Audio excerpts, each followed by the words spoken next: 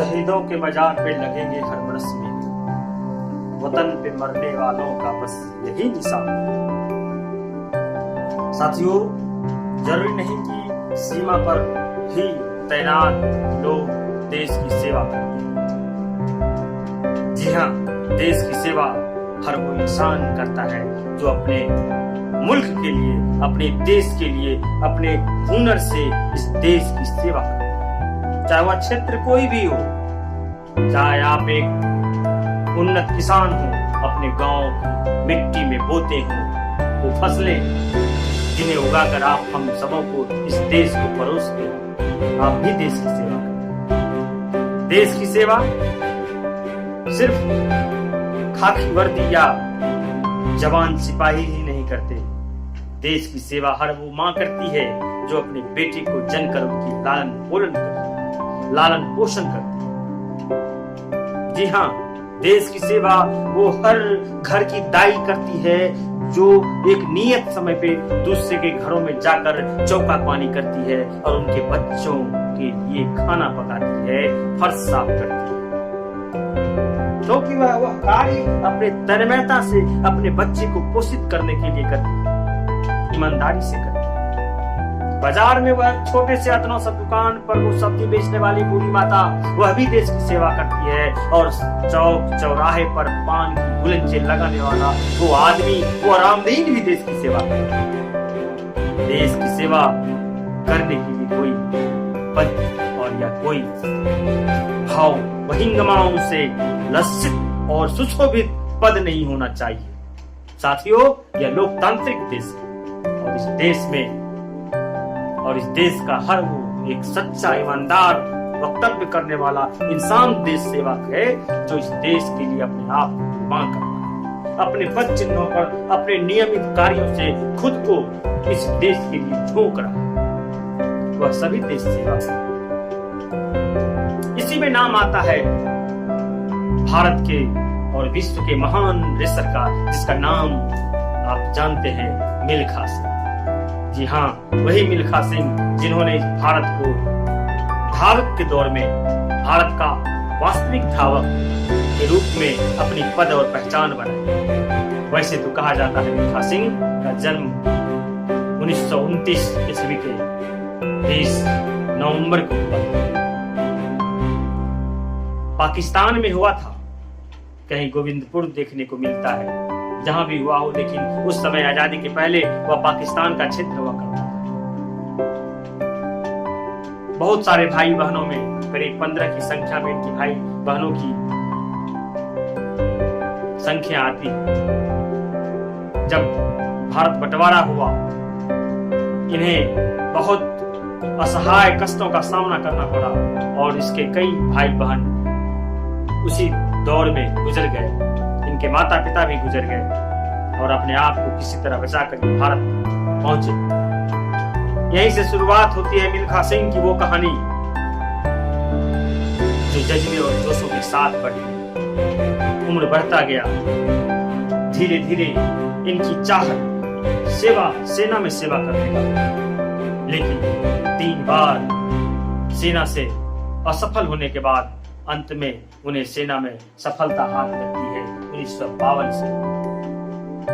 ठीक उसके बाद इनका कारवां वहीं से बढ़ता चला जाता है और ये धावक के रूप में सेना में अपनी अलग पहचान बनाता है और सेना से ही यह दौर में आने के लिए उसे सुनहरा रास्ता खुल जाता है और दिन नित्य प्रतिदिन वह मेहनत करते जाता है और उनकी धावक के गुण में इजाफा होते रहता है। और यही इजाफाओं के कारण सन 1962 ईस्वी में पाकिस्तान में टोक्यो एशियाई खेलों में 100 मीटर की दौड़ में इन्होंने जो स्वर्ण पदक जीता था, अब्दुल खलीक को हराकर उसके एवज में वहां के तत्कालीन राष्ट्रपति, पाकिस्तानी राष्ट्रपति अयूब खान ने इन्हें द फ्लाइंग सिख नाम से सुशोभित किया।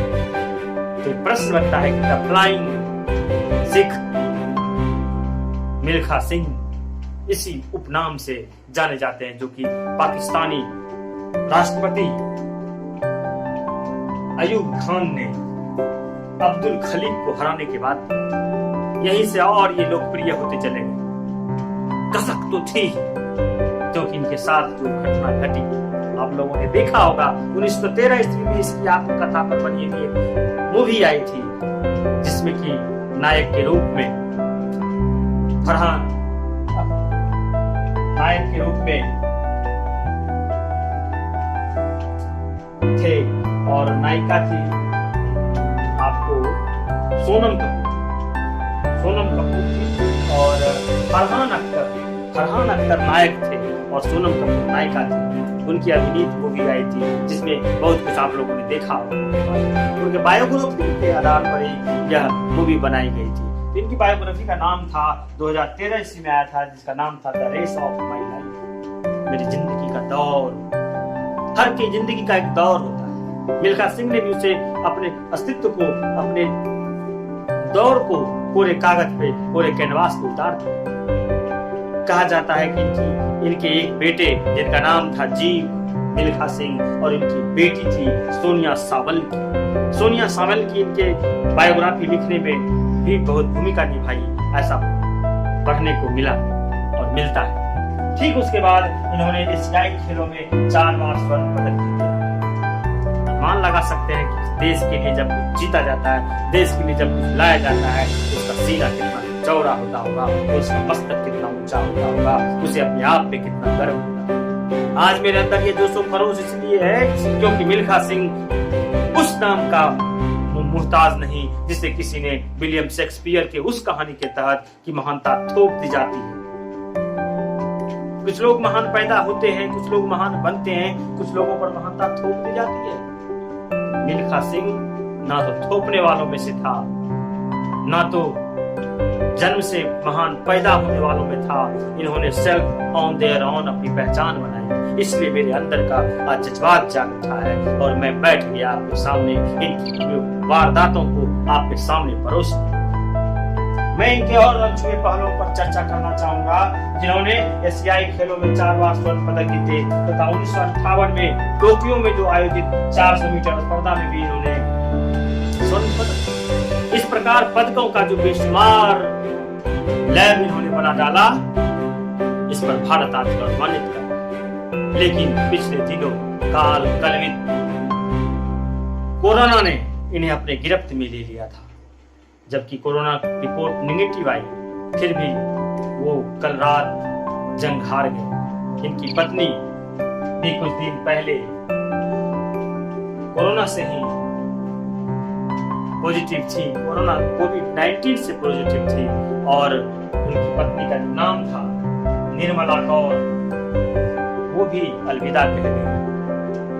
आपको जानकर बहुत खुशी होगा कि इनकी पत्नी निर्मला कौर भी भारतीय बॉलीवुड में पूर्व कप्तान रह चुकी थी। यह भी एक खिलाड़ी थी और इनका बेटा जो जीव मिल्खा सिंह एक प्रसिद्ध भारतीय गोल्फ खिलाड़ी। इस तरह से पूरा परिवार खेलों के प्रति समर्पण और जज्बों के साथ इस देश के लिए कुछ करता आया और देश की सेवा करता। 1956 तथा 1964 ईस्वी में इन्होंने ओलंपिक में भारत का प्रतिनिधित्व भी किया। इस तरह से इनके बहुत सारे अनछुए पहलुए हैं जो हम सबों को आगे बढ़ने के लिए प्रेरित करता है। और हम जिस रास्ते पे जा रहे हैं, हम अगर एक छात्र हैं, हमारा देश सेवा काम करने का जो है वह हमारी पढ़ाई है। अगर मैं एक शिक्षक हूँ तो मेरा देश सेवा आपको पढ़ाना और समाज के उन दबे कुचले बच्चों को आगे बढ़ाने का है, वही हमारे लिए देश सेवा है। निश्चित रूप से इन्हीं सिद्धांतों पर आप अपने आप को आगे की ओर अग्रसर करेंगे और कहेंगे कि मैं हूं और मैं रहूंगा और मेरे से यह I can do thing. Thank you.